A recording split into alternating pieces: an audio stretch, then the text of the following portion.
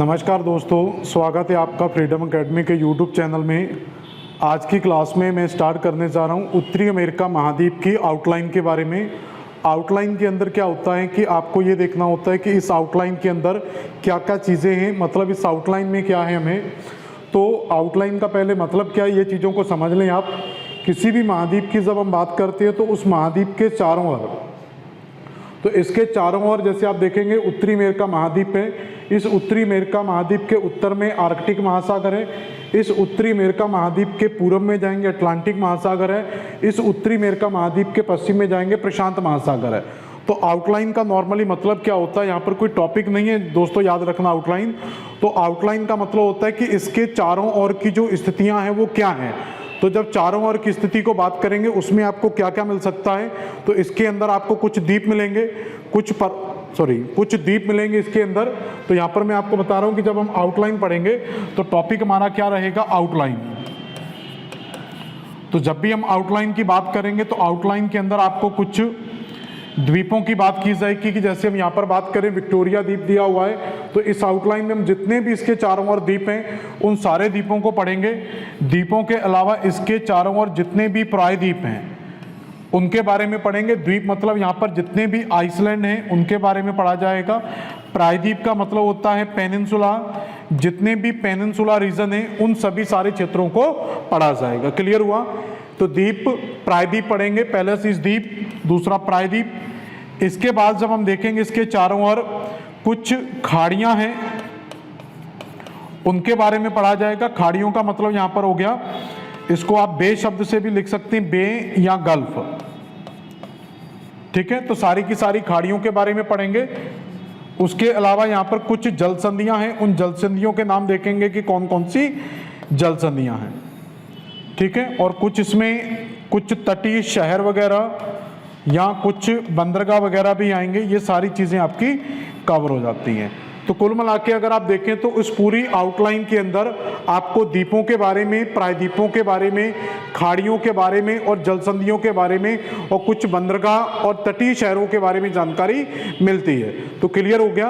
तो हम जो पढ़ने जा रहे हैं आउटलाइन उत्तरी अमेरिका की, तो इस पूरी उत्तरी अमेरिका की आउटलाइन में आपको जो चीज़ें पढ़नी है वो आपको द्वीप, प्रायद्वीप, खाड़ियाँ और जलसंधियों के बारे में पढ़ना है।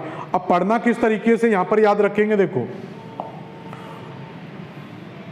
तो जब भी यहाँ पर हम किसी महाद्वीप की बात करते हैं तो उस महाद्वीप में जब आप किसी द्वीप को पढ़ेंगे तो पढ़ने का तरीका ये होगा, मैं द्वीप पढ़ाऊंगा आपको, प्रायद्वीप के बारे में बताऊं, किसी खाड़ी के बारे में या किसी जलसंधि के बारे में जब हम पढ़ेंगे तो यहाँ पर जिन भी चीज़ों के बारे में हम पढ़ेंगे वो सारी चीज़ें आपको एटलस के अंदर देखना है, ऑक्सफोर्ड एटलस। तो एक तो आपको ऑक्सफोर्ड स्टूडेंट एटलस लेना है। इस ऑक्सफोर्ड स्टूडेंट एटलस के अंदर आपको सारी चीज़ों को देखना है। मैं यहाँ पर जिस पॉइंट को आपको बताऊंगा वो पॉइंट आपको एटलस में फाइंड आउट करना है। वहाँ पर देखना है कि वो बिंदु कहाँ पर दिया हो, वो स्थिति कहाँ पर है, और उसके बाद आप उसको अपने रजिस्टर में लिख सकते हैं। तो आए सबसे पहले आउटलाइन में क्या क्या चीज़ें, उन सारी चीज़ों को देखते हैं। तो सबसे पहले उत्तरी अमेरिका महाद्वीप के आर्कटिक ओशियन वाले बेल्ट को देखेंगे कि इस आर्कटिक ओशियन वाले क्षेत्र में आपको क्या मिलेगा। तो सबसे पहले हम यहाँ पर स्टार्टिंग करेंगे। तो पहले एक बार देख रहे हैं उत्तरी अमेरिका महाद्वीप है। उत्तरी अमेरिका महाद्वीप का आर्कटिक सर्किल है। इस उत्तरी अमेरिका महाद्वीप में सबसे पहला आपको पॉइंट याद रखना है, ब्यूफोर्ट सागर। तो दोस्तों जैसे आपने देखा, मैंने दिखाया आपको क्या है यहाँ पर, ब्यूफोर्ट सागर। तो यहाँ पर आपको मिलेगा एक सागर, ब्यूफोर्ट सागर। तो आपको क्या करना है कि एटलस देखें, एटलस के अंदर बिल्कुल आपको ब्यूफोर्ट सागर मिल जाएगा। उस ब्यूफोर्ट सागर को आप पहले देखें कि जो मैंने आपको ब्यूफोर्ट सागर बताया है वो आपको एटलस में मिलेगा, और उसके बाद आप उस पॉइंट को लिख सकते हैं। तो सबसे पहले क्या हो गया, ब्यूफोर्ट सागर। ब्यूफोर्ट सागर से जैसे ही आप आगे जाएंगे यहां पर आपको एक द्वीप दिया होगा, बैंक्स द्वीप। तो फर्स्ट क्या याद रखना, ब्यूफोर्ट सागर। ब्यूफोर्ट सागर के बाद क्या दिया हुआ, बैंक्स द्वीप, और बैंक्स द्वीप के आगे जाएंगे आपको एक दिया होगा विक्टोरिया द्वीप। तो बैंक्स द्वीप और विक्टोरिया द्वीप की बात करें तो बैंक्स द्वीप किसका पार्ट है, कनाडा का, और विक्टोरिया द्वीप भी किसका पार्ट है, कनाडा का। इन दोनों द्वीपों के नीचे अगर हम बात करें यहां पर, तो बैंक्स द्वीप और विक्टोरिया द्वीप के नीचे ही यहां पर एक खाड़ी दी हुई है, अमंडसन की खाड़ी। अमुंडसन की खाड़ी। तो एटलस में आप देखेंगे मिल जाएगा।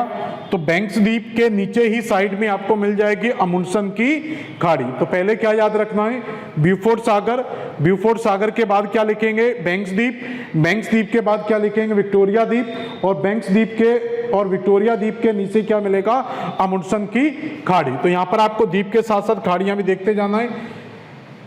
इसके बाद आप जाएंगे थोड़ा सा इस ऊपरी हिस्से में जाएंगे, बैंक्स और विक्टोरिया द्वीप के ऊपर आप देखोगे यहां पर कुछ द्वीपों का पूरा समूह दिया हुआ है। तो यहां पर आप देखेंगे छोटे छोटे कई द्वीप दिए हुए हैं। इन सारे द्वीपों के समूह को दोस्तों कहा जाता है क्वीन एलिजाबेथ द्वीप समूह। तो इन सारे छोटे द्वीपों के समूह को क्या कहा जाएगा, क्वीन एलिजाबेथ द्वीप समूह। तो सबसे पहले क्या था, तो देखो सारी चीजों को एक साथ कवर करेंगे, ब्यूफोर्ट सी, बैंक्स द्वीप, विक्टोरिया द्वीप, इसके नीचे अमुंडसेन की खाड़ी, और उसके बाद क्या मिलेगा, क्वीन एलिजाबेथ द्वीप समूह। क्वीन एलिजाबेथ द्वीप समूह से इस साइड आएंगे आप, यहां पर मतलब कनाडा के इस साइड आएंगे तो यहां पर आपको एक खाड़ी दी हुई है या द्वीप मिलेगा। सबसे पहले इस द्वीप को कहा जाता है बैफिन द्वीप। तो बैफिन द्वीप भी किसका पार्ट है, कनाडा का। तो ब्यूफोर्ट सागर के बाद बैंक्स द्वीप, विक्टोरिया द्वीप, क्वीन एलिजाबेथ आइलैंड, और इसके बाद आपको क्या याद रखना है, बैफिन द्वीप। बैफिन द्वीप से नीचे की तरफ आप जाएंगे तो बैफिन द्वीप से जैसे जैसे आप नीचे जाएंगे तो यहां पर आपको एक बहुत बड़ी खाड़ी दी हुई है जिसको कहा जाता है हडसन की खाड़ी, हडसन बे। तो बैंक्स द्वीप, विक्टोरिया द्वीप, क्वीन एलिजाबेथ द्वीप समूह और बैफिन द्वीप, बैफिन द्वीप के नीचे क्या मिलेगा, अमुंडसेन हडसन की खाड़ी। हडसन की खाड़ी के बाद यहां पर आप देखेंगे इस स्ट्रक्चर को, अगर आप देखेंगे ये वाला जो पूरा स्ट्रक्चर दिया हुआ है तो इस स्ट्रक्चर को कहा जाता है पेनिनसुला। तो ये पूरी जो आकृति आपको यहां पर दिखाई दे रही है, ये कनाडा का जो पार्ट है जो आपको दिखाई देगा, तो इसको हम क्या कह सकते हैं, पेनिनसुला। पेनिनसुला का मतलब होता है जो तीन तरफ से पानी को, थ्री साइड अगर पानी को टच करता है तो उस स्थलाकृति को क्या कहा जाएगा, पेनिनसुला। जैसे ये एक तरफ क्या करता है, हडसन की खाड़ी को टच करेगा, ऊपर हडसन की जलसंधि है, इस तरीके से तीनों ओर पानी को टच करता है। तो इस प्रायद्वीप को दोस्तों कहा जाता है उंगावा प्रायद्वीप। क्या कहा जाता है, उंगावा प्रायद्वीप। तो आपसे पूछा जाए कि उंगावा प्रायद्वीप किसका भाग है, तो हम कहेंगे उंगावा प्रायद्वीप कनाडा का भाग है। क्लियर। उंगावा प्रायद्वीप के बाद आप आगे बढ़ेंगे, यहां पर आपको एक सागर मिलेगा, लैब्राडोर सागर।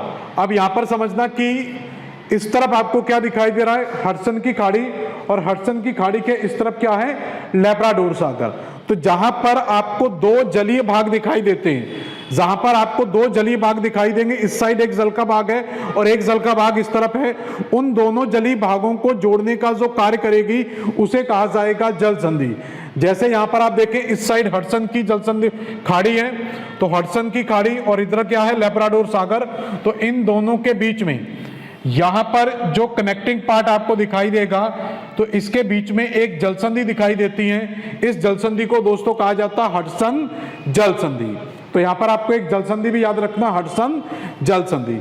जलसंधियों के बारे में मैं आपको बिल्कुल अलग से पढ़ाऊंगा, जलसंधियों का टॉपिक पूरा अलग आएगा, लेकिन अभी सिर्फ आपको याद रखना है कि हडसन जलसंधि कहां पर है, हडसन की खाड़ी और लैब्राडोर सागर के बीच में स्थित है। इसी तरीके से आप यहां पर जाएंगे तो यहां पर आप दोस्तों देखो तो लैब्राडोर सागर, और लैब्राडोर सागर के ऊपर ही दिया है बफिन की खाड़ी। तो एक तरफ क्या हो गया, लैब्राडोर सागर, और एक तरफ हो गया बफिन की खाड़ी। जब यहां पर आप देखेंगे तो लैब्राडोर सागर और बफिन की खाड़ी एक दूसरे से जुड़ेंगी। तो बफिन की खाड़ी कनेक्ट होती किससे, लैब्राडोर सागर से। तो बीच में एक दोस्तों जल संधि मिलेगी जिसको कहा जाता है डेविस जल संधि। पूरी डिटेल से पढ़ाऊंगा अलग से मैं इसको। तो यहां पर क्या मिल जाएगा, डेविस जलसंधि, जो किसको जोड़ेगी, बफिन की खाड़ी को लैब्राडोर सागर से जोड़ती है। इसके बाद बफिन की खाड़ी से आप आगे जाएंगे तो यहां पर क्वीन एलिजाबेथ द्वीप समूह के ऊपर ही आपको एक द्वीप मिल जाता है, एलिस मेयर द्वीप। तो ये जो एलिस मेयर द्वीप है ये दोस्तों किसका पार्ट है, कनाडा का एलिस मेयर द्वीप। और इस एलिस मेयर द्वीप के आप देखोगे, एलिस मेयर द्वीप के इस तरफ ही क्या दिया हुआ है, ग्रीनलैंड। तो ग्रीनलैंड की अगर बात करें तो ग्रीनलैंड पर दोस्तों किसका अधिकार है? डेनमार्क का। तो ग्रीनलैंड याद रखेंगे, भौगोलिक दृष्टि से ग्रीनलैंड उत्तरी अमेरिका में स्थित है, लेकिन प्राकृतिक दृष्टि से अगर देखा जाए, पॉलिटिकल रूप में देखा जाए तो ग्रीनलैंड किसका भाग है? यूरोप महाद्वीप का भाग है, मतलब डेनमार्क का अधिकार है। और ग्रीनलैंड की बात करें तो दोस्तों ग्रीनलैंड यहां पर विश्व का सबसे बड़ा द्वीप माना जाता है, और ग्रीनलैंड अगर विश्व का सबसे बड़ा द्वीप है यहां पर, इसके साथ साथ ग्रीनलैंड को श्वेत द्वीप भी कहा जाता है, व्हाइट आइलैंड के नाम से भी जाना जाता है। और इस ग्रीनलैंड की राजधानी की बात करें तो नूक दोस्तों इसकी राजधानी है।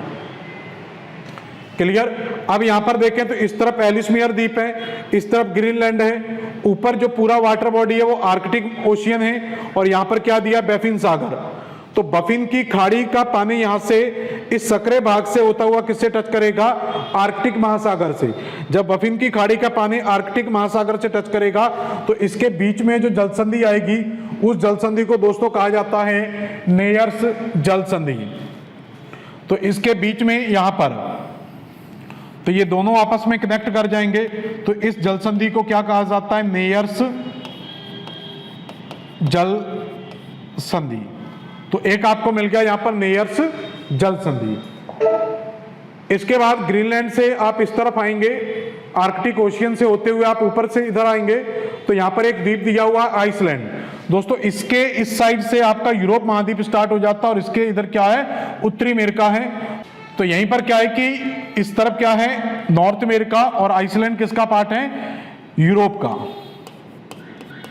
तो इसके बीच में एक इंटरनेशनल लाइन है, रेड कलर में आपको एटलस में मिल जाएगा, डॉट डॉट करके दिया हुआ इंटरनेशनल लाइन भी है, जो ग्रीनलैंड और आइसलैंड के बीच में है। या हम ये कह सकते हैं कि यह रेखा उत्तरी अमेरिका और यूरोप महाद्वीप को अलग करती है। तो आइसलैंड की बात करें, रिकजाविक इसकी राजधानी है, और इसी में एक जलसंधि भी है जिसको कहा जाता है डेनमार्क जलसंधि। तो इस जलसंधि का नाम क्या है? डेनमार्क जलसंधि। तो डेनमार्क जलसंधि किसको जोड़ती है? ग्रीनलैंड को। नीचे लैब्राडोर ये नाम भी लिखा हुआ है, डेनमार्क जलसंधि। तो ऊपर क्या है? ग्रीनलैंड। तो यहां पर ऊपर देखेंगे आर्कटिक ओशन दिया हुआ है, और आर्कटिक ओशियन से नीचे पूरा का पूरा भाग किसका है? लैब्राडोर सागर का। यहां पर आप देखें तो यहां पर जो ग्रीनलैंड डेनमार्क स्टेट मिलेगी, तो डेनमार्क स्टेट किसको टच करेगी? ग्रीनलैंड को किससे जोड़ेगी? लैब्राडोर सागर से। अब एक बार शुरू से सारी चीजों को देखें तो हमने स्टार्ट कहां से किया था? ब्यूफोर्ड सागर से। तो सबसे पहला पॉइंट आपको क्या मिलेगा यहां पर दोस्तों? ब्यूफोर्ड सागर। ब्यूफोर्ड सागर के बाद बैंक्स द्वीप, बैंक्स द्वीप के बाद विक्टोरिया द्वीप, विक्टोरिया द्वीप के बाद क्वीन एलिजाबेथ द्वीप समूह, और क्वीन एलिजाबेथ द्वीप समूह के बाद हमें क्या मिला था? बफिन द्वीप, और बफिन द्वीप के बाद नीचे जाएंगे, यहां पर क्या था? हडसन की खाड़ी, और हडसन की खाड़ी के बाद में ये जो शेप था इसको क्या कहा जाता? उंगावा प्रायद्वीप, और उंगावा प्रायद्वीप से इस तरफ जाएंगे तो क्या है? लैब्राडोर सागर। तो हडसन की खाड़ी और लैब्राडोर सागर के बीच में जो जलसंधि आएगी उसको क्या कहा जाएगा? हडसन जलसंधि। इसके बाद आप यहां पर देखें तो लैब्राडोर सागर से आप इस तरफ जाएंगे तो यहां पर आपको मिलेगा बफिन की खाड़ी। तो बफिन की खाड़ी और लैब्राडोर सागर के बीच में जो जलसंधि है उसको कहा जाता है डेविस जलसंधि। बेफिन की खाड़ी से अगर आप आर्कटिक ओशियन की ओर आप जाते हैं तो यहां पर आर्कटिक ओशियन में जाएंगे तो यहां से होते हुए जब आप पहुंचेंगे तो यहां पर जो जलसंधि थी उसको क्या कहा जाता था? नेयर्स जलसंधि। और ग्रीनलैंड से इस तरफ आप नीचे आएंगे, आइसलैंड और ग्रीनलैंड के बीच से होते हुए लैब्राडोर सागर की ओर, तो बीच में जो जलसंधि मिलेगी वो होगी आपकी ग्रीनलैंड जलसंधि। तो इतने पॉइंट्स को जब आप लिखेंगे यहां पर, तो इनको पहले आप किस तरीके से लिखना है वो देखें। तो सबसे पहला पॉइंट लिखेंगे, हमें क्या देखा था? ब्यूफोर्ड सागर। ब्यूफोर्ड सागर के बाद दूसरा पॉइंट क्या था? बैंक्स द्वीप। क्लियर? बैंक्स द्वीप के बाद क्या था? विक्टोरिया द्वीप। विक्टोरिया द्वीप के बाद आप देखेंगे, मैंने बताया था कि बैंक्स द्वीप और विक्टोरिया द्वीप के नीचे ही एक खाड़ी है जिसको कहा जाता है अमुंडसन की खाड़ी। तो यहां पर क्या मिलेगा? अमुंडसन की खाड़ी। क्लियर? उसके बाद जो पांचवा पॉइंट हमने आपको बताया था, तो ब्यूफोर्ड सागर, बैंक्स द्वीप, विक्टोरिया द्वीप, अमुंडसन की खाड़ी, और अमुंडसन की खाड़ी के बाद आपको मैंने बताया था कुछ द्वीपों का समूह था जिसको कहा जाता था क्वीन एलिजाबेथ द्वीप समूह। तो क्वीन एलिजाबेथ द्वीप समूह, और इसके बाद जो हमने पॉइंट पढ़ा था क्वीन एलिजाबेथ द्वीप समूह से नीचे आएंगे तो यहां पर मिलेगी हडसन की खाड़ी, या फिर इससे पहले आप एक पॉइंट लिख सकते हैं, देखो तो यहां पर आप लिख सकते हैं बैफिन द्वीप, बफिन द्वीप, ठीक है। बफिन द्वीप के नीचे आप जाएंगे तो आपको मिलेगी हडसन की खाड़ी, क्लियर। और हडसन की खाड़ी से जब आप बाहर जाएंगे तो आपको मिलेगा लैब्राडोर सागर। तो क्लियर हुए ये सारे पॉइंट। तो इसी तरीके से आपको यहां पर लिखना है। तो सबसे पहला पॉइंट क्या हो गया हमारा, ब्यूफोर्ड सागर, फिर बैंक्स द्वीप, विक्टोरिया द्वीप, अमुंडसन की खाड़ी, क्वीन एलिजाबेथ द्वीप समूह, बफिन द्वीप, हडसन की खाड़ी, और लास्ट में क्या मिलेगा, लैब्राडोर सागर। इन सभी पॉइंट्स की बात की जाए तो अभी तक ये जो आपने ब्यूफोर्ड सागर देखा, तो ये क्वेश्चन आता है कि ये किसका भाग है, तो हम कहेंगे कि ब्यूफोर्ड सागर आर्कटिक महासागर का उपभाग है। तो ये क्वेश्चन आता है कि कौन सा सागर किसका भाग है, तो हम कहेंगे ये आर्कटिक महासागर का उपभाग है। ऐसे बैंक्स द्वीप और विक्टोरिया द्वीप से बात करें तो बैंक्स द्वीप और विक्टोरिया द्वीप में दो चीजें हैं, एक तो ये आर्कटिक ओशियन में है, तो क्वेश्चन क्या आएगा, ये कहां पर है, आर्कटिक महासागर में स्थित है। दूसरी चीज ये किस देश का भाग है, तो हम कहेंगे कनाडा का भाग है। ऐसे ही अमुंडसन की खाड़ी किसका भाग है, हम कहेंगे कनाडा का भाग है। क्वीन एलिजाबेथ द्वीप समूह भी कहां पर है, आर्कटिक महासागर में है, किसका भाग है, कनाडा का भाग है। बैफिन द्वीप भी किसका भाग है, कनाडा का द्वीप है। हडसन की खाड़ी भी अगर आपको लिखना है तो आप कनाडा लिख सकते हैं यहां पर, और लैब्राडोर सागर भी लिखेंगे तो लैब्राडोर सागर आपका आ जाएगा इस साइड। तो उत्तरी अमेरिका किस साइड देखेंगे तो नॉर्थ अटलांटिक या उत्तरी अटलांटिक महासागर का भाग होगा। तो जो नोट्स आपका बनेगा वो कुछ इस तरीके से सारा नोट्स दोस्तों आपको बनाना है। तो पहले देखना है एटलस में कि मैं जो पॉइंट बता रहा हूं वो एटलस में आपको मिलता है या नहीं मिलता। 90% चीजें सारी आपको एटलस में मिल जाएंगी, क्योंकि जो भी मैटर आपको पढ़ाया जाएगा वो थ्रू एटलस ही होगा। एटलस के आधार पर ही सारा पढ़ाया जा रहा है। पहले आप सारे पॉइंट्स को देखेंगे, फिर आप नोट करेंगे और किसकी पोजीशन क्या है ये सारी चीजें लिख लेना है। क्लियर? इसके बाद आप देखेंगे तो जो आपने लैब्राडोर सागर देखा था तो एक तरफ क्या था, आपको हडसन की खाड़ी मिला था, हडसन की खाड़ी। तो इस हडसन की खाड़ी से आगे जब हम गए थे बाहर की ओर तो आपको मिला था लैब्राडोर सागर। तो इसका मतलब कि हडसन की खाड़ी और लैब्राडोर सागर का पानी आपस में कनेक्ट होता है। तो इसी कनेक्टिंग वाले भाग में एक जलसंधि है जिसको कहा जाता है हडसन जल संधि। तो आपको सिंपल यहां पर याद रखना है कि हडसन की खाड़ी और लैब्राडोर सागर के बीच में क्या हडसन जल संधि है। यहां पर यह मत सोचना कि मैंने जल संधि आपको डिटेल से नहीं पढ़ाया। जल संधियों के लिए मैं पूरी एक अलग क्लास बनाऊंगा जिसमें इन्हीं जल संधियों को पूरा डिटेल से कराया जाएगा। अभी सिर्फ हम चीजों को समझ रहे हैं कि कौन सी चीज कहां पर है। आपने सिर्फ पोजीशन देख लिया कि हडसन की जल संधि कहां पर है। हडसन की जल संधि के बाद मैंने आपको जो नेक्स्ट पॉइंट बताया था उसके बाद आप देखेंगे तो जैसे लैब्राडोर यहां पर समझ रहे इसी तरीके से जैसे आपने लैब्राडोर सागर था तो लैब्राडोर सागर से जब हम आगे गए थे तो वो था बफिन की खाड़ी। या फिर देखो आप इसको पूरे को इस तरीके से समझ सकते हैं जैसे यहां पर हमारा क्या था, सबसे पहले हम कहेंगे हडसन की खाड़ी। क्लियर? इस हडसन की खाड़ी से जब इस तरफ आए थे तो यहां पर क्या था, लैब्राडोर सागर। क्लियर? इस लैब्राडोर सागर से आप देखेंगे तो इस तरफ जब हम गए तो यहां पर दिया था बफिन की खाड़ी, और बफिन की खाड़ी के ऊपर पूरा जो स्ट्रक्चर था वो था आर्कटिक महासागर। अब देखिए सारे आपके वाटर बॉडी हो गया। तो यहां पर मैंने क्या बताया था कि जब आप हडसन की खाड़ी से बाहर आएंगे तो हडसन की खाड़ी से जब आप लैब्राडोर सागर की ओर आएंगे तो इसके बीच में जो जलसंधि मिलेगी उसी जलसंधि को क्या कहा जाता है, हडसन जल संधि। तो अभी सिर्फ पॉइंट आपको याद रखना है कि हडसन की खाड़ी और लैब्राडोर सागर के बीच में क्या है, हडसन जल संधि है। उसके बाद नेक्स्ट आप देखेंगे लैब्राडोर सागर और बफिन की खाड़ी, इन दोनों के बीच में जो जल संधि है उसको क्या कहा जाता है, डेविस जल संधि, डेविस जल संधि। इसके बाद बफिन की खाड़ी से आप इंटर किए थे आर्कटिक सागर में, आर्कटिक महासागर में जो खाड़ी आपको मिलती है, इस खाड़ी को दोस्तों कहा जाता है नेयर्स जल संधि। तो यहां पर क्या मिलेगी, नेयर्स जल संधि। और जब हम आर्कटिक महासागर से आएंगे तो आर्कटिक महासागर से फिर आप लैब्राडोर सागर में इंटर कर जाएंगे। तो लैब्राडोर सागर में जैसे ही आप आएंगे तो यहां पर मिलेगी आपको डेनमार्क जल संधि। क्लियर हुआ सारी चीजें। तो आपको बस ये याद रखना, अभी सिर्फ पोजीशन को समझना है कि किसकी पोजीशन क्या है। तो हडसन की खाड़ी और लैब्राडोर सागर के बीच में क्या है, हडसन जल संधि। लैब्राडोर सागर और बफिन की खाड़ी के बीच में क्या, डेविस जल संधि। बफिन की खाड़ी और आर्कटिक महासागर के बीच में क्या, नेयर जल संधि। और आर्कटिक महासागर और लैब्राडोर सागर के बीच में क्या है, डेनमार्क जल संधि। तो अभी तक जो हमने पॉइंट बताए वो सारी चीजें आपको यहां पर याद रखनी है।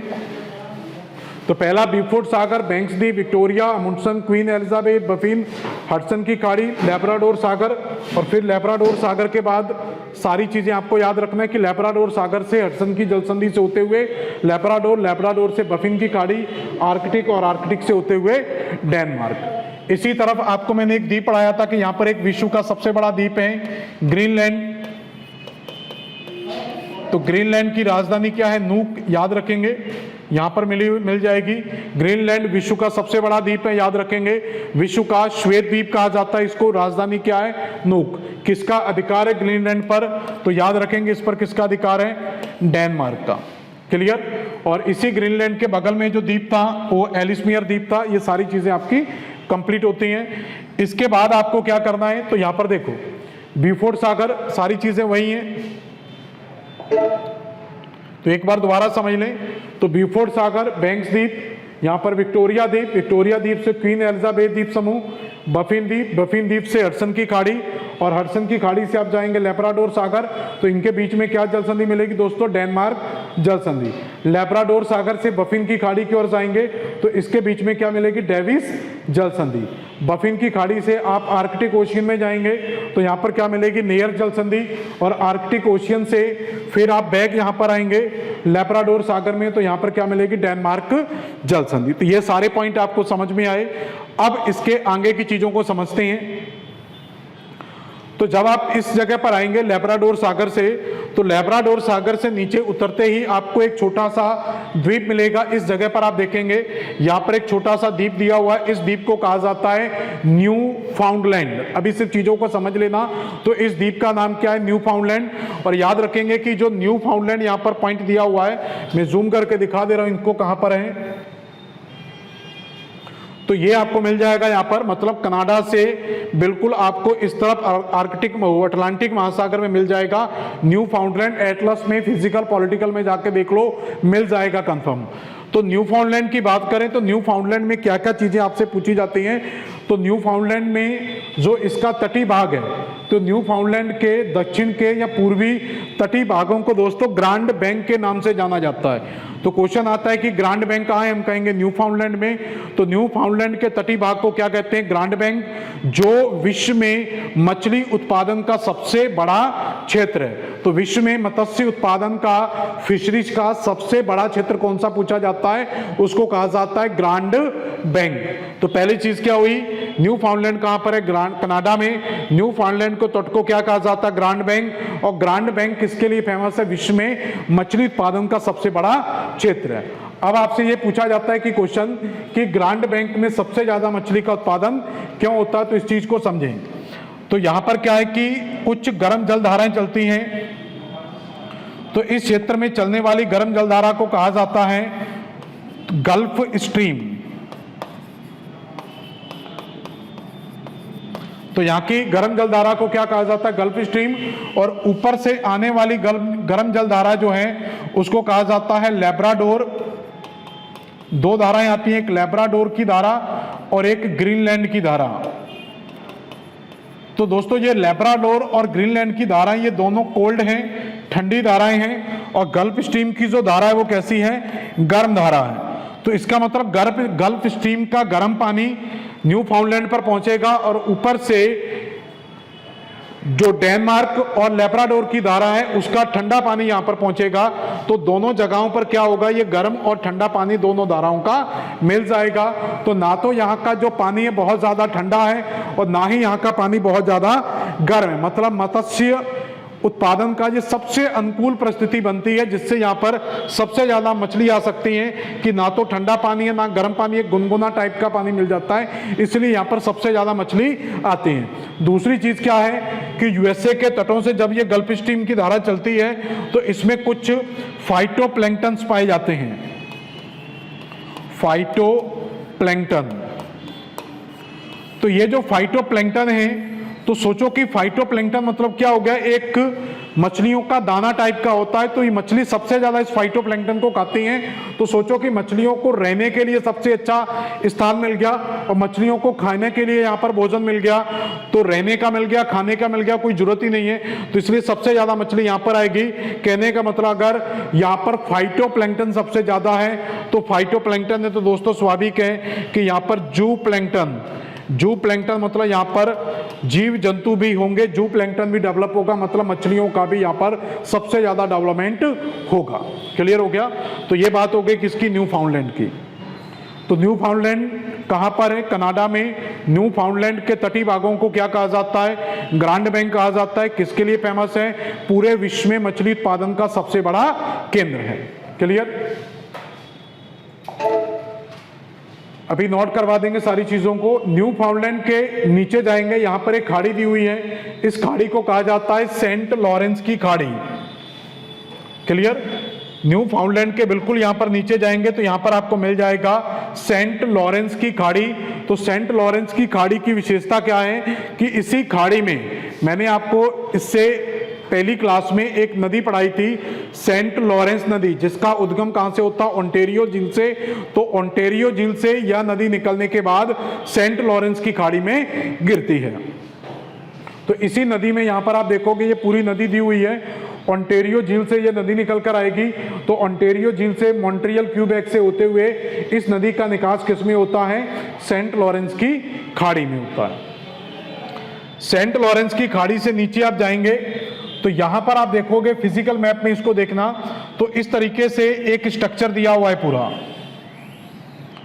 तो ये जो पूरा स्ट्रक्चर यहां पर आपको दिखाई दे रहा है,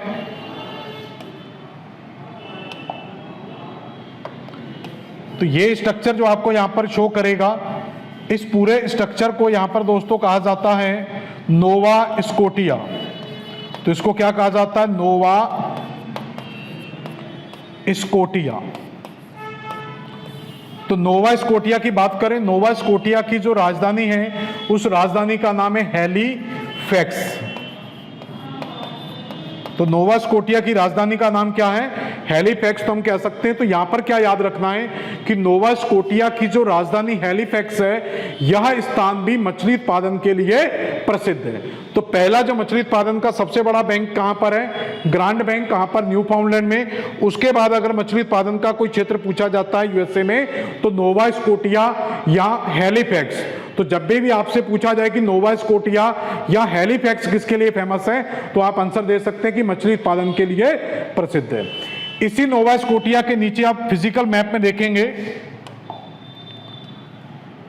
तो इसी नोवा स्कोटिया के नीचे यहां पर एक खाड़ी दी होती है जिसको कहा जाता है फंडी की खाड़ी। फंडी की खाड़ी।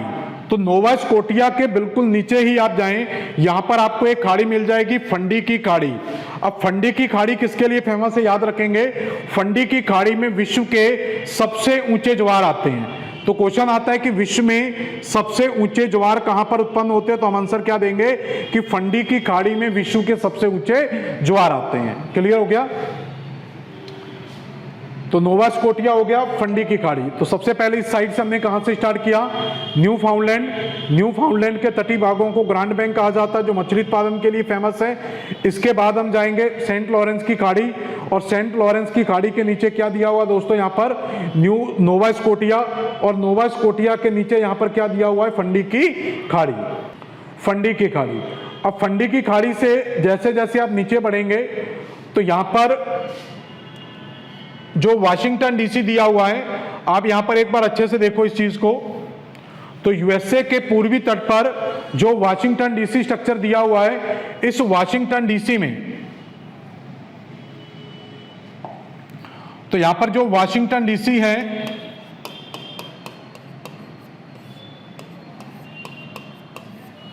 क्लियर। तो इस वाशिंगटन डीसी की बात करें तो इस वाशिंगटन डीसी में यहां पर जो खाड़ी दी हुई है, इस खाड़ी को कहा जाता है चीसा पिके की खाड़ी। चीसा पिके की खाड़ी।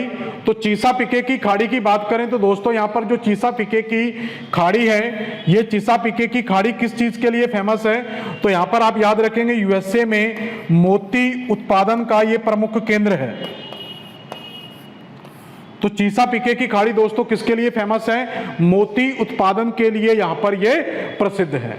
कहां पर मिलेगी, वाशिंगटन डीसी के बिल्कुल नीचे मिलेगी। इसके बाद दोस्तों आप आगे बढ़ेंगे, चीसा पिके की खाड़ी के बाद तो यहां पर आप आएंगे तो यहां पर अटलांटिक ओशियन में आप आएंगे। तो अटलांटिक ओशियन के बाद यहां पर आपको एक प्रायद्वीप मिलेगा इस तरीके से। तो इस प्रायद्वीपीय जो भाग है, इस प्रायद्वीपीय भाग को क्या कहा जाता है, ये है फ्लोरिडा। तो इस प्रायद्वीपीय भाग को क्या कहेंगे, फ्लोरिडा। तो फ्लोरिडा की बात करें तो फ्लोरिडा किसका भाग है, यूएसए का। और फ्लोरिडा किसके लिए फेमस है, रसदार फलों के लिए। तो यहां पर सबसे ज्यादा क्या मिलता है, रसदार फल मिलते हैं। क्लियर हो गया। तो यूएसए के इस तट को क्या कहेंगे, फ्लोरिडा। तो फ्लोरिडा यहां पर क्या हो गया, एक प्रायद्वीप हो गया, पेनिनसुला। तो फ्लोरिडा प्रायद्वीप की बात करें तो फ्लोरिडा प्रायद्वीप दोस्तों किसके लिए फेमस है, रसदार फलों के लिए प्रसिद्ध है। इसके बाद आप यहां पर समझें कुछ चीजों को।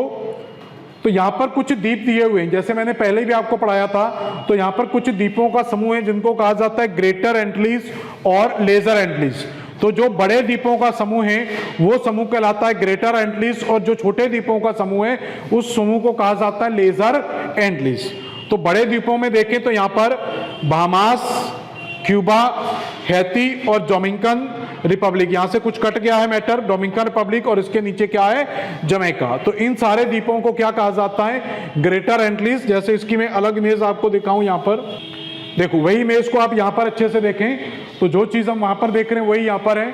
तो यहां पर क्या मिला, बहामास, बहामास के नीचे क्यूबा, हैती, डोमिनिकन रिपब्लिक और यहां पर जमैका। तो 5 कंट्री होती हैं। पहला हो गया बहामास, दूसरा क्यूबा, तीसरा किंगस्टन या जमैका की राजधानी किंगस्टन, और यहां पर हैती, और हैती के बगल में क्या, डोमिनिकन। तो इन 5 देशों को क्या कहा जाता है, ग्रेटर एंटिलीज। और ग्रेटर एंटिलीज के बाद यहां पर कुछ द्वीप हैं जिनको क्या कहा जाता है, लेजर एंटिलीज द्वीप समूह। तो इसके बारे में मैं पहले भी पढ़ा चुका हूं कि ग्रेटर एंटिलीज क्या है और लेजर एंटिलीज क्या है। आज मैं फिर आपको एक बार डिटेल से बता देता हूं कि ग्रेटर एंटिलीज और लेजर एंटिलीज का मतलब क्या है। तो सबसे पहले याद रखना है कि जो बड़े द्वीपों का, कैरिबियन सागर में स्थित बड़े द्वीपों के समूह को, कैरिबियन सागर में स्थित बड़े द्वीपों के समूह को ग्रेटर एंटिलीज कहते हैं, और कैरिबियन सागर में स्थित छोटे द्वीपों के समूह को लेजर एंटिलीज कहते हैं। क्लियर हो गया। तो बड़े द्वीपों का समूह क्या कहलाएगा, ग्रेटर एंटिलीज, और इधर जो छोटे द्वीपों का समूह है ये क्या कहलाता है, लेजर एंटिलीज। देखो इसका पूरा डायग्राम बना के दिखाता हूं आपको। तो देखें जरा, तो जो नॉर्थ अमेरिका की जब हम बात करते हैं तो नॉर्थ अमेरिका में यहां से कुछ भाग हम ले लेते हैं फ्लोरिडा से। ये पूरा फ्लोरिडा प्रायद्वीप था, और उसके बाद ये पूरा आपका नॉर्थ अमेरिका का स्ट्रक्चर स्टार्ट होता है यहां से। क्लियर। तो यहां पर दोस्तों तो फ्लोरिडा के नीचे ही यहां पर आपको जो दिया हुआ था छोटा सा आइलैंड था, तो इस आइलैंड को क्या कहा जाता है, बहामास। बहामास के नीचे यहां पर एक बड़ा द्वीप दिया हुआ था तो इस बड़े द्वीप को क्या कहा जाता है? क्यूबा। पहले में ग्रेटर एंटीज पढ़ेंगे। तो छोटा द्वीप क्या है? बाहामास। बाहामास के बाद क्या है? क्यूबा। और क्यूबा के नीचे ही, क्यूबा के नीचे यहां पर एक छोटा सा द्वीप है जिसको कहा जाता है जमैका। और जमैका से आप इस तरफ आएंगे तो यहां पर एक द्वीप दिया हुआ है और इसी द्वीप के साथ में एक द्वीप और जुड़ा हुआ है यहां पर। तो यहां पर ये दोनों द्वीप आपस में जुड़े हुए हैं। यहां पर ये क्यूबा है, ये सबसे बड़ा द्वीप है क्यूबा। क्लियर? यहां पर क्या था? और भी छोटे छोटे द्वीप है जिनको कहा जाता है बाहामास। तो एक बार नाम लिख लें इनके सभी के क्या हैं। तो ये द्वीप क्या कहलाएगा? बाहामास।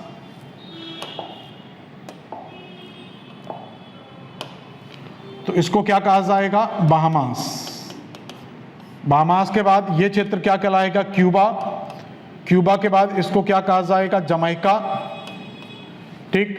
इसके बाद ये जो भाग है इसको क्या कहते हैं? हैती। और इसको कहा जाता है DR डोमिनिकन रिपब्लिक। तो दोस्तों ये 5 द्वीपों का जो समूह है, बाहामास, बाहामास के नीचे क्यूबा, क्यूबा के नीचे जमैका और फिर हैती और डोमिनिकन रिपब्लिक। तो इन 5 द्वीपों के समूह को कहा जाता है ग्रेटर एंटीज। और ये किस महासागर में स्थित है? कैरिबियन महासागर में। इसके बाद आप इस तरफ आएंगे, एक छोटा सा आइलैंड आपको यहां पर मिल जाएगा। यहां पर तो इस छोटे से आइलैंड को कहा जाता है पोर्टो रिको। Puerto Rico. तो पोर्टो रिको की बात करें तो पोर्टो रिको दोस्तों किसका भाग है? यूएसए का। तो पोर्टो रिको पर किसका अधिकार है? यूएसए का। तो ये ग्रेटर एंटीज का पार्ट है, याद रखना, ग्रेटर एंटीज का पार्ट है, लेकिन ग्रेटर एंटीज की स्वतंत्र देश नहीं है। पोर्टो रिको पर किसका अधिकार है? यूएसए का। बाहामास स्वतंत्र देश है, क्यूबा स्वतंत्र देश है, जमैका स्वतंत्र देश है, हैती और डोमिनिकन रिपब्लिक भी स्वतंत्र देश है। यहां पर बात करें हैती और डोमिनिकन रिपब्लिक की, तो इन दोनों द्वीपों को मिलाकर तो ये पूरा एक द्वीप है। इस पूरे द्वीप को दोस्तों कहा जाता है हिस्पैनियोला। तो इस पूरे स्ट्रक्चर को, मतलब इस हैती और डोमिनिकन रिपब्लिक के पूरे द्वीप को क्या कहा जाता है? हिस्पैनियोला द्वीप। क्लियर? बाहामास की राजधानी की बात करें तो यहां पर आप राजधानी भी लिख सकते हैं। तो बाहामास की राजधानी क्या है? नसाउ। क्यूबा की राजधानी क्या है? जमैका। सॉरी, जमैका तो कंट्री है, दोबारा से लिख लेंगे। क्यूबा की राजधानी क्या है? हवाना।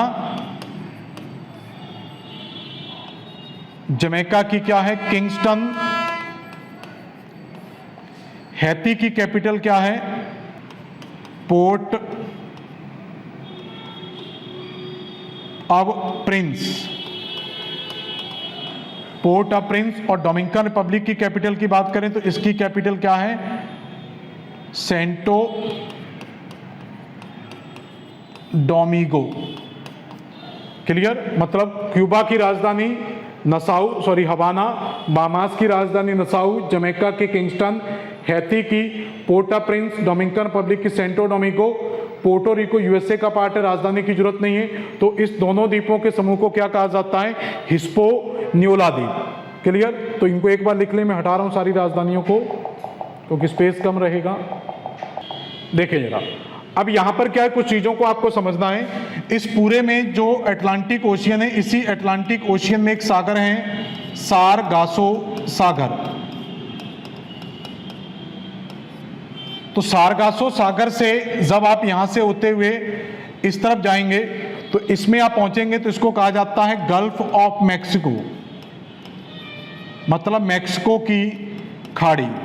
तो एक तो आप सारगासो सागर से इंटर करते हैं मैक्सिको की खाड़ी में, एक सारगासो सागर से इंटर करेंगे आप यहां पर कैरिबियन सागर में, और एक सारगासो सागर से आप इंटर करेंगे फिर कैरिबियन सागर में, और एक आप मैक्सिको की खाड़ी से इंटर करेंगे कैरिबियन सागर में। तो जैसे जैसे आप एक दूसरे से लिंक बनाते जाएंगे दोस्तों, तो यहां पर कुछ चीजें आपको याद रखना है। जब दो वाटर बॉडी दो साइड हो तो उनके बीच में एक जलसंधि का निर्माण होता है। तो यहां पर कुछ जलसंधि आपको याद रखना है, डिटेल में इनकी बाद में कराऊंगा, अभी सिर्फ नाम याद रखना है। तो यहां पर जो जलसंधि है उस जलसंधि को ही कहा जाता है फ्लोरिडा, क्योंकि इस भाग का नाम क्या है, फ्लोरिडा, तो इसको कहा जाता है फ्लोरिडा जलसंधि। ठीक है। इसके बाद गल्फ ऑफ मैक्सिको से कैरिबियन सागर से जोड़ते हैं तो इसको कहा जाता है युकाटन चैनल। ठीक है, तो युकाटन चैनल, और यहां पर जब आप जोड़ेंगे तो इसको कहा जाता है मोना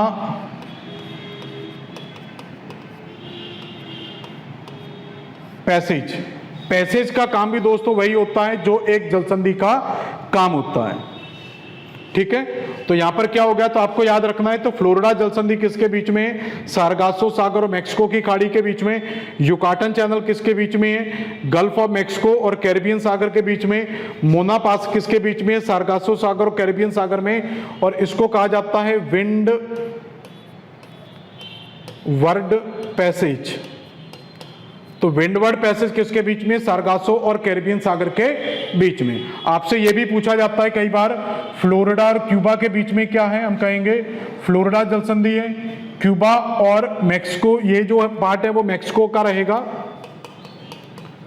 तो क्यूबा और मैक्सिको के बीच में क्या है, युकाटन चैनल है। क्यूबा और हैती के बीच में क्या है, या वो कह सकता है क्यूबा द्वीप और हिस्पोनियोला द्वीप के बीच में क्या विंडवर्ड पैसेज है। फिर ये कह देगा कि हिस्पोनियोला या डोमिनिकन रिपब्लिक और पोर्टो रिको के बीच में क्या है, मोना पैसेज है। तो इस तरीके से सारे पैसेज आपसे पूछे जाते हैं कि कौन सा भाग किस चीज को कनेक्ट करता है। इसके बाद आप देखेंगे यहां पर, तो इसके बाद इस साइड में, मतलब इसके इस साइड आएंगे तो यहां पर जो जितना भी भाग है उसको कहा जाता है लेजर एंटलीज।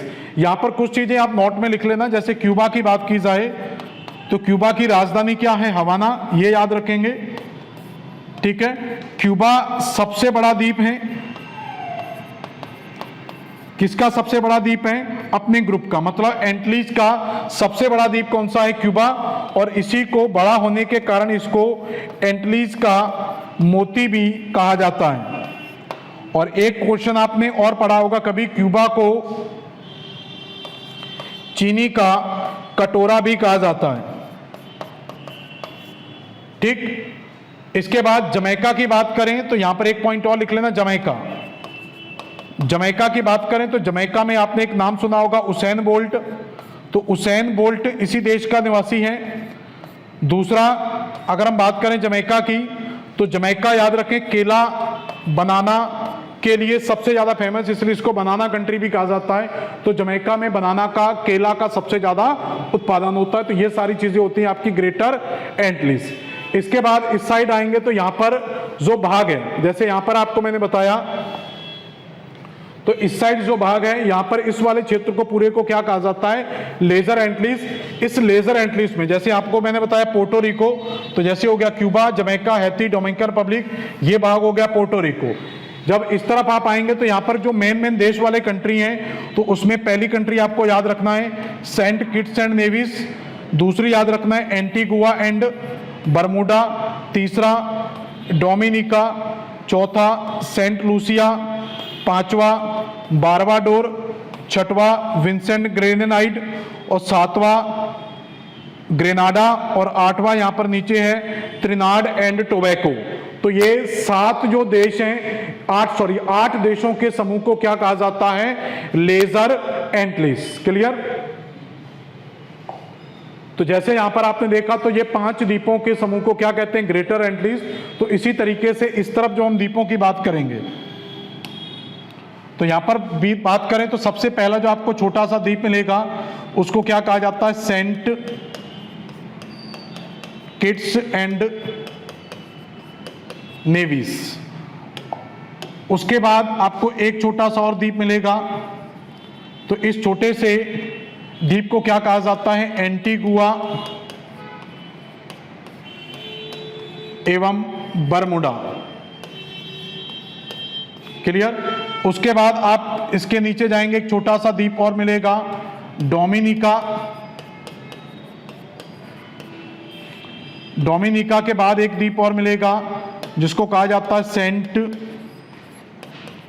लूसिया, और सेंट लूसिया के बाद एक छोटा सा द्वीप और था, ग्रेनाडा। और ग्रेनाडा के बाद एक द्वीप यहां पर साइड में है जिसको कहा जाता है विंसेंट एंड ग्रेनेडाइन।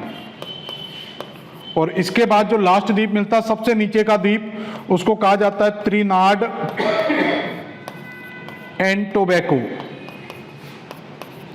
तो इस तरीके से ये छोटे छोटे द्वीप हैं। तो यहां पर आप देखेंगे तो 1 2 3 4 5 6 7, तो ये सारे जो द्वीप हैं, इन सारे द्वीपों के समूह को क्या कहा जाता है, लेजर एंटलिस।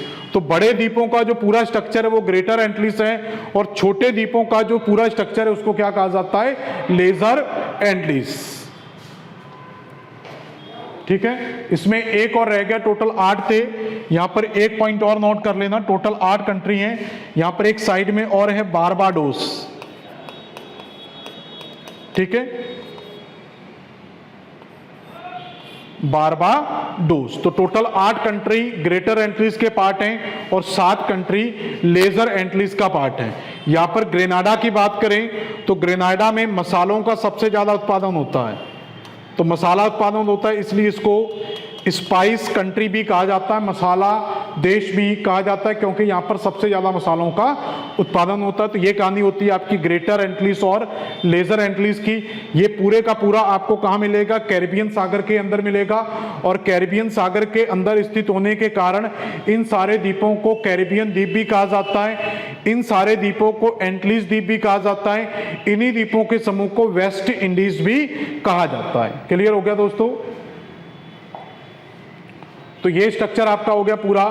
इसमें कुछ और आइलैंड है, जब आप एटलस में पढ़ेंगे तो एटलस के अंदर आप जाना, वहां पर आपको कुछ आइलैंड और मिलेंगे, जैसे वर्जिन आइलैंड। तो लेजर एंटलिस में कुछ आइलैंड और हैं, जैसे सेंट पोर्टो रिको मैंने बताया यूएस का पार्ट है, सान जुआन इसकी कैपिटल है। वर्जिन आइलैंड किसका पार्ट है, यूएसए का। ऐसे ही वर्जिन आइलैंड फिर लिखा है यूके का, मतलब वर्जिन आइलैंड्स के कुछ भागों पर यूएसए का अधिकार है और वर्जिन आइलैंड के कुछ भागों पर यूके का अधिकार है। उसके बाद जैसे एंगुलिया मिलेगा, एंगुलिया पर यूके का अधिकार है। सेंट मार्टिन पर फ्रांस का अधिकार है। सेंट फिर यहां पर मार्टिन और मार्टिन, मार्टिन पर किसका अधिकार है, नीदरलैंड का। तो ऐसे ज्यादा नहीं पढ़ना है, 2-4 चीजों को देख लो। जैसे गॉडीलोप देखोगे उसके ऊपर फ्रांस का अधिकार है, मार्टिनिक्यू देखोगे उसके ऊपर फ्रांस का अधिकार है। तो ज्यादा नहीं पढ़ना है। जैसे ये मॉन्टस्ट्रेट दिया हुआ, इसके ऊपर यूके का अधिकार है। तो कुछ कुछ जितने आप देख सकते हैं, जितने आप पढ़ सकते हैं, उतने द्वीपों को एटलस में आप पढ़ सकते हैं। लेकिन यहां पर एक चीज और याद रखना, यहां पर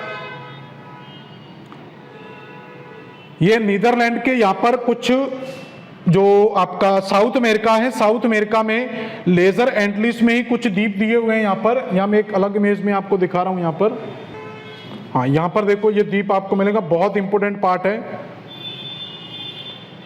यहां पर देखो, तो यहां पर जो हमने देखो सारी चीजें हमने पढ़ी थी, यहां पर क्यूबा, जमैका, हैती, सारी चीजें पढ़ी। इस साइड ये आपका पूरा लेजर एंटलिस का कंसेप्ट हमने देखा था। इसी में आप थोड़ा सा जाएंगे साउथ अमेरिका, साउथ अमेरिका के बिल्कुल ऊपर कैरिबियन सागर का भाग है, मतलब एंटलिस का भाग होगा। ऐसा नहीं कि आप साउथ अमेरिका में चले जाएं, साउथ अमेरिका के बिल्कुल ऊपर ही कैरिबियन सागर है। उसी कैरिबियन सागर का एक भाग है जिसको कहा जाता है नीदरलैंड्स एंटलिस, एंटलिस का भाग है। लेकिन उन एंटलिस द्वीपों पर किसका अधिकार है, नीदरलैंड का। तो यहां पर दोस्तों 3 द्वीप है, यहां पर देखना 3 द्वीप है। तो यहां पर 3 द्वीपों के बात करें तो यहां पर एक द्वीप दिया हुआ है, और फिर ये सेकंड द्वीप है, और ये तीसरा द्वीप है। इस द्वीप को कहा जाता है अरूबा, ARUBA। तो इसका नाम क्या है, अरूबा। और जो बीच में दिया हुआ है इसका नाम क्या है, कुरकाओ या कुराकाओ, CURACAO, कुरकाओ। और उसके बाद यहां पर जो द्वीप दिया हुआ है, ये नाम लिखा हुआ इस साइड में, इसका नाम है बोनारे या BONAIRE, बोनाइरे।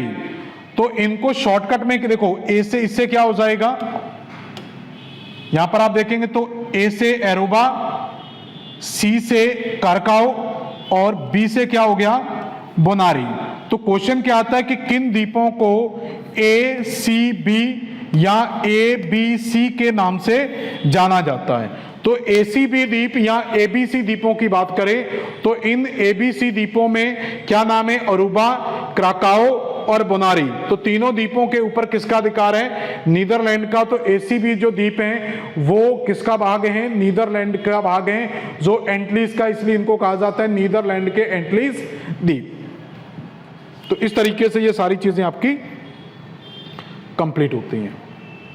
अब समझें आगे की चीजों को। तो यहां पर हमने देखो शुरू से एक बार देख लें तो कहां से स्टार्ट किया था, इस साइड से, न्यू फाउंडलैंड से।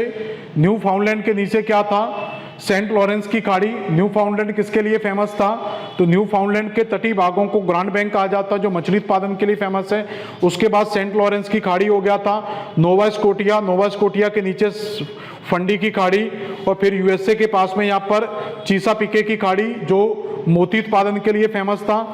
उसके बाद यहाँ पर फ्लोरिडा प्रायद्वीप रसदार फलों के लिए फेमस था। यहाँ पर सारगासो सागर से मैक्सिको की खाड़ी में, मैक्सिको से युकाटन चैनल से हुए, कैरिबियन से, और यहाँ पर पूरा ग्रेटर और लेजर एंटलीज का पार्ट कंप्लीट हो गया था।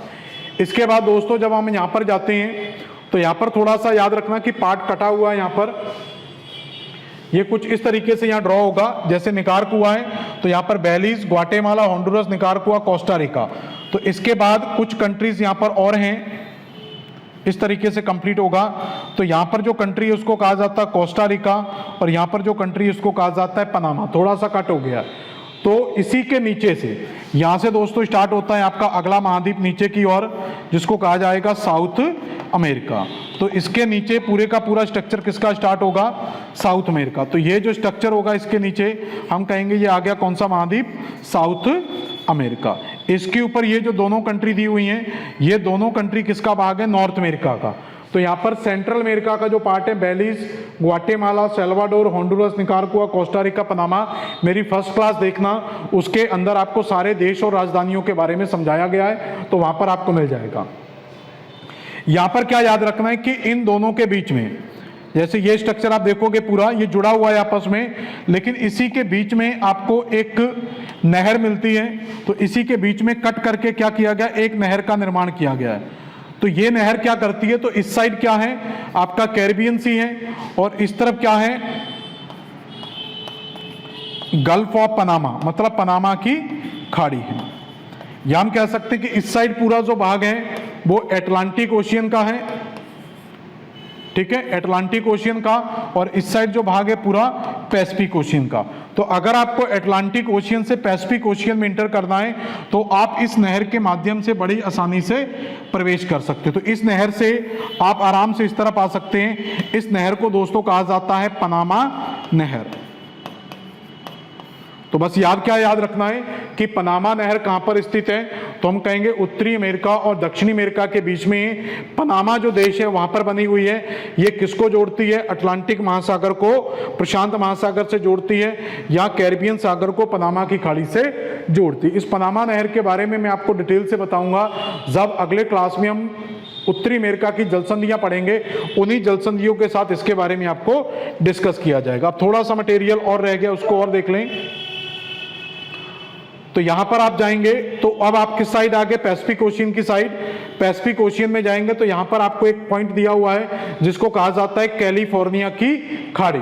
तो यहां पर क्या मिलेगा आपको, कैलिफोर्निया की खाड़ी। और इसी तरीके से यहां पर ये जो प्रायद्वीप दिखाई दे रहा है इसको कहा जाता है कैलिफोर्निया प्रायद्वीप। तो कैलिफोर्निया की खाड़ी के पास में क्या मिल जाएगा, कैलिफोर्निया प्रायद्वीप। तो कैलिफोर्निया की खाड़ी, कैलिफोर्निया प्रायद्वीप किसका पार्ट है, मैक्सिको का।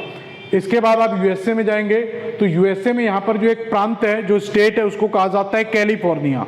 तो यहां पर कंफ्यूजन की स्थिति आती है। तो क्वेश्चन आता है कि कैलिफोर्निया कहां पर है, तो आंसर आएगा यूएसए में।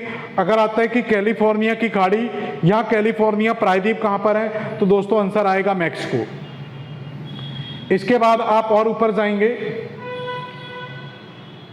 तो यहाँ पर कनाडा और यूएसए की बिल्कुल सीमा पर पहुंचेंगे तो यहाँ पर एक द्वीप दिया हुआ है जिसको कहा जाता है वैंकूवर द्वीप। तो ये जो स्ट्रक्चर है यहाँ पर, इस स्ट्रक्चर को क्या कहा जाता है? वैंकूवर द्वीप। इसी वैंकूवर द्वीप के पास में एक जलसंधि है, जॉन डी फूका जलसंधि, ज्यादा इंपोर्टेंट नहीं है, तो सिर्फ आप याद रख लेना कि यहाँ पर क्या एक वैंकूवर द्वीप है। वैंकूवर द्वीप से आप ऊपर जाएंगे, यहां पर कुछ द्वीपों का इस तरीके से, वैंकूवर द्वीप में यहां पर कुछ द्वीप आपको मिलते हैं जिनको कहा जाता है, ये आपका अलेक्जेंडर आर्ची प्लागो। तो यहां पर ये जो द्वीप दिए हुए इनको क्या कहा जाता है? अलेक्जेंडर आर्ची प्लागो द्वीपों का समूह मिलेगा। और उसके बाद आप जाएंगे अलास्का के नीचे, यहां पर आपको मिल जाएगी अलास्का की खाड़ी। अलास्का की खाड़ी से आप इस तरफ आएंगे तो अलास्का की खाड़ी से यहां पर जाएंगे तो ये वाला जो स्ट्रक्चर इसको कहा जाता है एल्यूशियन द्वीप। और एल्यूशियन द्वीप से ऊपर जाएंगे तो आपको मिलेगा बेरिंग सागर। और देखो जरा यहां पर देखो, यहां पर समझेंगे तो यहां पर क्या है? बेरिंग सागर है। और बेरिंग सागर से आप इस तरफ जाएंगे, चुचकी सागर है, या आप कह सकते हैं ब्यूफोर्ड सागर है। इन दोनों के बीच में, एक मिनट कट जाता है ये बार बार, आप ऐसे ही समझ लें। देखो यहां पर समझें तो यहां पर क्या है? बेरिंग सागर है। और यहां पर क्या? चुचकी सागर है, या आप ये कह सकते हैं पार्ट्स ऑफ ब्यूफोर्ड सागर। तो बेरिंग सागर और चुचकी सागर का पानी आपस में जुड़ेगा, जिसके माध्यम से जुड़ेगा वो है यहां पर बेरिंग जलसंधि। तो बेरिंग जलसंधि क्या करती है? बेरिंग सागर को चुचकी सागर से जोड़ती है। तो इस तरीके से दोस्तों ये आपकी सारी आउटलाइंस की बात होती है। तो हमने क्या क्या पॉइंट्स देखे, एक बार सारे पॉइंट्स को रिवीजन करें और उसके बाद मैं बताता हूं कि इनको आपको लिखना किस तरीके से है। तो हमने यहां से स्टार्ट किया था, देखो सारी चीजों को देखते जाना। तो सबसे पहले पॉइंट क्या पढ़ा था? ब्यूफोर्ड सागर। ब्यूफोर्ड सागर के बाद जाएंगे बैंक्स द्वीप। बैंक्स द्वीप के बाद क्या दिया हुआ है? विक्टोरिया द्वीप। इस विक्टोरिया द्वीप के बाद ऊपर जाएंगे तो यहां पर क्या दिया हुआ है? क्वीन एलिजाबेथ द्वीप समूह। ठीक है, तो क्वीन एलिजाबेथ द्वीप समूह से ऊपर क्या दिया था? एलिसमेयर द्वीप समूह। इस तरफ जाएंगे, क्या दिया हुआ है आपका? ग्रीनलैंड। और इसके बाद आप यहां पर नीचे जाएंगे इस तरफ तो यहां पर आपका एक द्वीप दिया हुआ था जिसको क्या कहा जाता है? बैफिन द्वीप। और बैफिन द्वीप से आप नीचे जाएंगे तो बैफिन द्वीप से नीचे जाएंगे तो यहां पर क्या दिया हुआ है? हडसन की खाड़ी। हडसन की खाड़ी से जब आप बाहर निकलेंगे तो आपको मिल जाएगा यहां पर लैब्राडोर सागर। और लैब्राडोर सागर से डेविस स्टेट से होते हुए हम इंटर करेंगे कहां पर? बैफिन की खाड़ी। और बैफिन की खाड़ी से आप यहां से इंटर करे थे आर्कटिक महासागर में। और आर्कटिक महासागर से होते हुए ग्रीनलैंड के इस तरफ से होते हुए हम आएंगे कहां पर? डेनमार्क स्टेट से होते हुए पुनः पहुंच जाएंगे लैब्राडोर सागर में। लैब्राडोर सागर से जब आप चलना स्टार्ट करेंगे तो इस साइड आप देखें तो सबसे पहले हमने यहां पर एक पॉइंट पढ़ा था जिसको कहा जाता है न्यू फाउंडलैंड। न्यू फाउंडलैंड के नीचे क्या था? सेंट लॉरेंस की खाड़ी। और सेंट लॉरेंस की खाड़ी के नीचे आप जाएंगे तो नोवा स्कोटिया। और नोवा स्कोटिया के यहाँ पर नीचे हमने पढ़ाया था आपको फंडी की खाड़ी, जहां पर विश्व के सबसे ऊंचे ज्वार आते हैं। इसके बाद वाशिंगटन डीसी जो दिया हुआ है, इसी वाशिंगटन डीसी के पास में हमने आपको एक पार्ट पढ़ाया था चीसा पिके की खाड़ी। और इसके बाद यहां पर आप जाएंगे कैरिबियन सागर में, पूरे ग्रेटर और लेजर एंटिल्स का पार्ट दिया हुआ है। और उसके बाद इस साइड आप जाएंगे पश्चिम की साइड में तो यहां पर आपको कैलिफोर्निया की खाड़ी और कैलिफोर्निया प्रायद्वीप पढ़ाया। और इसके बाद यहां पर आपको वैंकूवर द्वीप था यहां पर, और वैंकूवर द्वीप से जाएंगे यहां पर क्या दिया था? अलास्का की खाड़ी। और अलास्का की खाड़ी से आप यहां पर जाएंगे बेरिंग सागर। और बेरिंग सागर से देखो यहां पर सही दिख रहा है, बेरिंग सागर से बेरिंग स्टेट से होते हुए आप कहां पहुंचेंगे? चुचकी सागर में। तो इस तरीके से दोस्तों ये सारी आउटलाइन आपकी कंप्लीट होती है।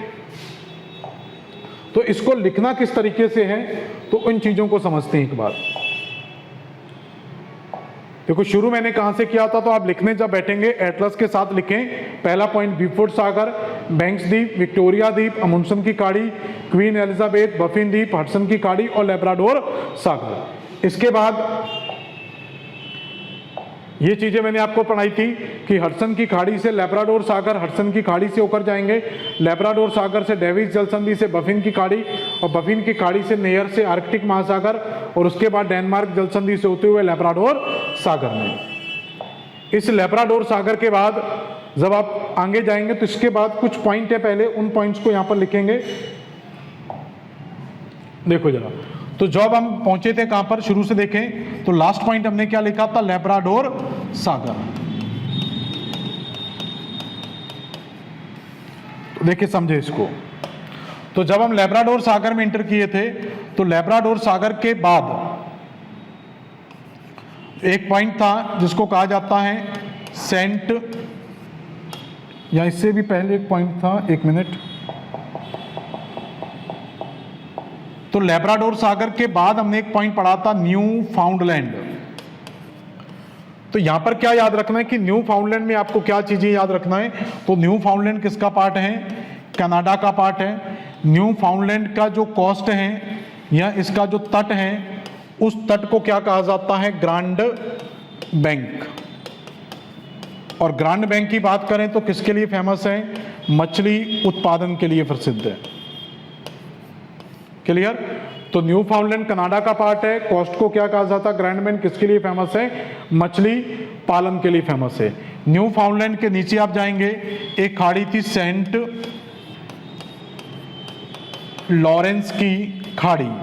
तो सेंट लॉरेंस की खाड़ी की बात करें तो इस सेंट लॉरेंस की खाड़ी में कौन सी नदी का निकास होता है, तो उस नदी का नाम भी क्या था, सेंट लॉरेंस नदी। तो यहां पर कौन सी नदी मिलती है, सेंट लॉरेंस नदी। तो सेंट लॉरेंस की खाड़ी के नीचे ही आपको एक पॉइंट पढ़ाया था मैंने, नोवा स्कोटिया। नोवा स्कोटिया की बात करें तो नोवा स्कोटिया की राजधानी का नाम क्या है, हैलीफैक्स। तो हम कहेंगे नोवा स्कोटिया की राजधानी का नाम क्या है, हैलीफैक्स। तो हैलीफैक्स की बात करें तो हैलीफैक्स भी दोस्तों किसके लिए फेमस है, मत्स्य उत्पादन के लिए या मछली पालन के या उत्पादन के लिए प्रसिद्ध है। बस इतना याद रखना है। और नोवा स्कोटिया से नीचे ही हमने आपको अगला पॉइंट पढ़ाया था, तो फंडी की खाड़ी। तो फंडी की खाड़ी में मैंने क्या बताया था कि यहां पर विश्व के सबसे ऊंचे ज्वार आते हैं। तो विश्व में सबसे ऊंचे ज्वार कहां पर आते हैं, फंडी की खाड़ी में। फंडी की खाड़ी के बाद हम बात करें तो फंडी की खाड़ी के बाद जो हमने एक पॉइंट आपको पढ़ाया था, फंडी की खाड़ी से नीचे आएंगे, आपको मैंने एक पढ़ाया था चीसा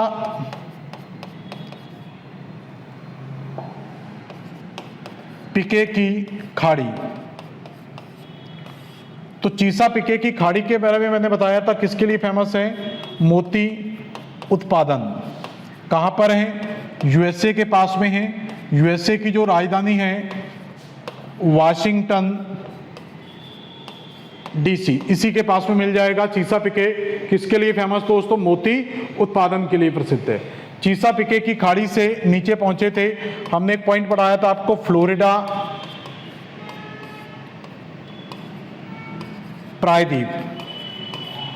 फ्लोरिडा प्रायद्वीप की बात करें किसका पार्ट है, यूएसए का। किसके लिए फेमस है, रसदार फलों के लिए। तो यहां पर सबसे क्या मिलता है, रसदार फल, क्योंकि ये भूमध्य सागरीय जलवायु प्रदेश में स्थित है, इसलिए किसके लिए फेमस है, रसदार फलों के लिए। फ्लोरिडा के बाद जो हमने पढ़ाया था आपको, वो आ जाता है पूरा कैरिबियन सागर का पार्ट। और इसी कैरिबियन सागर के अंदर मैंने आपको पढ़ाया था कि जो बड़े द्वीप हैं, कुछ द्वीप कैसे हैं, बड़े हैं, और कुछ द्वीप कैसे हैं, छोटे द्वीप हैं। तो बड़े द्वीपों का जो समूह है उसको क्या कहा जाता है, ग्रेटर एंटिलीज, और जो छोटे द्वीपों का समूह उसको क्या कहा जाता है, लेजर एंटिलीज। तो ग्रेटर एंटिलीज और लेजर एंटिलीज के बारे में मैं भी आपको लास्ट में पढ़ा चुका था, यहां पर एक बार आप देख सकते हैं। तो ये पूरा स्ट्रक्चर किसका था, तो ये वाला पार्ट पूरा किसका था, ग्रेटर एंटिलीज का, और यहाँ पर ये पूरा पार्ट किसका था, लेजर एंटिलीज का। यहाँ पर सारी देश राजधानियां हो गई थी और कौन कौन सी जलसंधियां उसके बारे में हम देख चुके थे। तो इसके बाद आप फंडी की खाड़ी के बाद ये सारी चीजें, कैरिबियन सागर। कैरिबियन सागर में याद रखना है कि कैरिबियन सागर से ऊपर मैंने आपको एक स्ट्रक्चर पढ़ाया था, सारगासो सागर।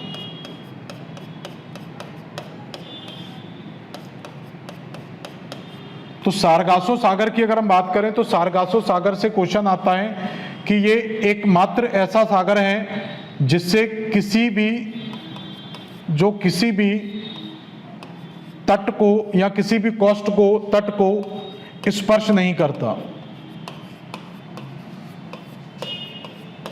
क्लियर?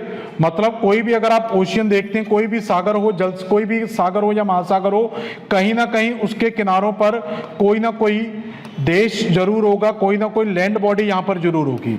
लेकिन सारगासो की बात करें जब भी, तो सारगासो के दोनों साइड कोई भी कंट्री नहीं है। मतलब ये पूरे विश्व में एकमात्र ऐसा सागर है जो किसी भी तटीय भागों को स्पर्श नहीं करता। तो कहेंगे कि ये कैसे पॉसिबल है? तो बिल्कुल पॉसिबल है। इसके लिए जैसे मान के चलें कि ये बीच में सारगासो सागर है, और पहले क्लियर होना चाहिए कि सारगासो सागर किस महासागर का भाग, अटलांटिक महासागर का। तो सारगासो सागर के इस तरफ बाउंड्री जो टच होनी चाहिए वो नॉर्थ अमेरिका से टच होना चाहिए, लेकिन ये नॉर्थ अमेरिका से टच नहीं करता क्योंकि इसके बीच में एक धारा चलती है। इस धारा को कहा जाता है गल्फ स्ट्रीम। तो यहां पर क्या चलती है कि गल्फ स्ट्रीम चलती है। तो गल्फ स्ट्रीम के कारण इसका जो पानी है वो गल्फ स्ट्रीम से टच करता है, ना कि नॉर्थ अमेरिका से टच करता है। गल्फ स्ट्रीम नॉर्थ अमेरिका को टच करेगी, लेकिन सारगासो सागर नॉर्थ अमेरिका को टच नहीं करेगा। तो इसका मतलब इसके पश्चिम में क्या है? गल्फ स्ट्रीम की धारा है, और इस तरफ जो धारा चलती है उसको कहते हैं कनारी की धारा। तो एक तरफ गल्फ स्ट्रीम की धारा है और एक तरफ क्या है? कनारी की धारा। इसलिए हम कह सकते हैं कि सारगासो सागर विश्व का एकमात्र सागर है जिसकी सीमा किसी भी स्थलीय भाग को स्पर्श नहीं करती। ये पूरे वर्ल्ड में एक अपवाद है। ठीक,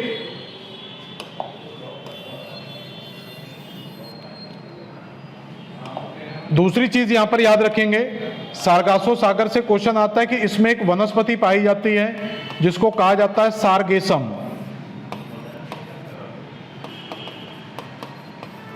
तो यहां पर किस प्रकार की वनस्पतियां पाई जाती है? सारगेसम।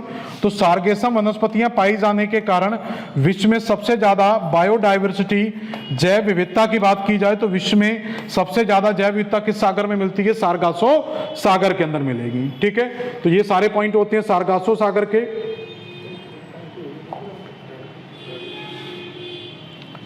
सारगासो सागर के बाद आप देखें तो इसके नीचे क्या था? कैरिबियन सागर। तो कैरिबियन सागर के बारे में सारी चीजें मैं आपको पढ़ा चुका था, ग्रेटर एंटलिस और लेजर एंटलिस। उसके बाद आपको याद रखना है पनामा नहर। तो पनामा नहर किसको किससे जोड़ती है? तो इसके एक तरफ मैंने आपको बताया था कि इसके एक तरफ क्या है? कैरिबियन सी है, और इसके एक तरफ क्या है? पनामा गल्फ है। तो एक तरफ पनामा की खाड़ी है, एक तरफ कैरिबियन सागर। इनके बीच में जो नहर है वो है पनामा नहर। मतलब ये नॉर्थ अमेरिका और साउथ अमेरिका के बीच में, इस साइड अटलांटिक ओशियन का पार्ट है और इस साइड पैसिफिक ओशियन का पार्ट है। डिटेल ज्यादा नहीं करनी, अलग से कराऊंगा इसकी। पनामा नहर के बाद आप पैसिफिक ओशियन में हैं। पैसिफिक ओशियन में मैंने आपको पढ़ाया था कैलिफोर्निया की खाड़ी,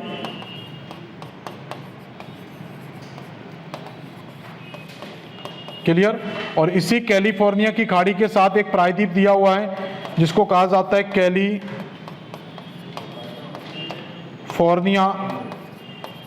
प्रायद्वीप। ये दोनों ही पार्ट किसके हैं? मैक्सिको। तो कैलिफोर्निया की खाड़ी या कैलिफोर्निया प्रायद्वीप पूछे तो मैक्सिको का पार्ट है। और इसी कैलिफोर्निया प्रायद्वीप में एक इसका शहर है या इसका प्रांत कह सकते हैं जिसको कहा जाता है निचली कैलिफोर्निया, मतलब लोअर कैलिफोर्निया। तो लोअर कैलिफोर्निया कहां पर स्थित है? कैलिफोर्निया प्रायद्वीप में, मतलब मैक्सिको में। लेकिन ओनली अगर क्वेश्चन आता है कि कैलिफोर्निया कहां पर है, तो कैलिफोर्निया का उनसी क्वेश्चन आता है तो आंसर क्या आएगा? यूएसए में। ये सेपरेट याद रखना कि ओनली कैलिफोर्निया कहां पर? यूएसए में। कैलिफोर्निया की खाड़ी, कैलिफोर्निया प्रायद्वीप या लोअर कैलिफोर्निया की बात आती तो आंसर क्या आएगा? मैक्सिको। इसके बाद एक द्वीप पढ़ाया था मैंने ऊपर आपको, वैंकूवर द्वीप याद रखना है। वैंकूवर द्वीप किसका पार्ट है? कनाडा का, यूएसए के बॉर्डर पर है। और वैंकूवर द्वीप के पास ऊपर जाएंगे एक खाड़ी है, अलास्का की खाड़ी। अलास्का की खाड़ी, और अलास्का की खाड़ी से ऊपर जाएंगे एक पार्ट दिया हुआ है बेरिंग सागर। और बेरिंग सागर से आप आगे जाएंगे तो बेरिंग सागर से आप जाएंगे तो एक सागर दिया चुकची सागर। तो चुकची सागर की बात करें तो चुकची सागर किसका पार्ट है? आर्कटिक महासागर का।